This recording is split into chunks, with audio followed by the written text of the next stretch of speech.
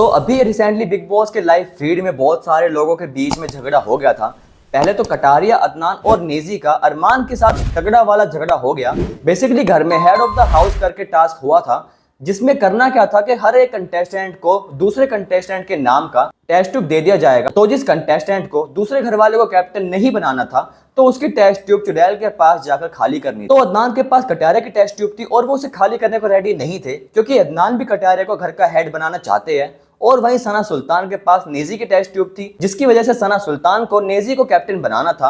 और रणवीर के पास अरमान की टेस्ट ट्यूब थी, क्योंकि रणवीर अरमान को घर का कैप्टन बनाना चाहते हैं। और ये सब एक दूसरे की टेस्ट ट्यूब बचाकर रख रहे थे, जिसकी वजह से ये टास्क आगे बढ़ ही नहीं रहा था। तो अरमान सना सुल्तान से कहते हैं कि नेजी घर में करता ही क्या है जो तुम उसे कैप्टन बनाना चाहते हो। फिर अरमान और नेजी के बीच बहुत भयंकर वाली लड़ाई हो जाती है। और फिर अरमान थोड़ी देर बाद अदनान से कहता है कि तुझे 2 दिन में क्या दिख गया जो तू कटारिया को कैप्टन बनाने के पीछे पड़ा हुआ है। जिस पर अदनान कहते हैं कि मेरी मर्जी, मैं चाहे कुछ भी करूं। और फिर इसी बात को लेकर अदनान और अरमान के बीच बहस स्टार्ट हो जाती है। और फिर अरमान अदनान से कहता है कि याद है ना, बाहर भी पिटा था, यहाँ भी वही हाल होगा। फिर उसके बाद अदनान भी अरमान की बाहर वाली बात को बोलने लगते हैं, तुझ पर भी तो बाहर एक केस चल रहा है। और फिर नेजी भी अदनान के सपोर्ट में बोलने लगते हैं, जिसके बाद अदनान और नेजी की अरमान मलिक के साथ बहस स्टार्ट हो जाती है और बाकी घर वाले उन दोनों को शांत करवा देते हैं। और फिर थोड़ी देर बाद कटारिया अरमान से कहते हैं कि अदनान मुझे सेव करना चाहता है तो उसकी मर्जी। फिर अरमान कटारिया को चमचा बोलने लगते हैं और बोलते हैं कि बाहर भी चमचा था और यहाँ भी चमचा ही है तू। जिस पर कटारिया बोलते हैं कि मेरे से ज्यादा टेंट है मत कर।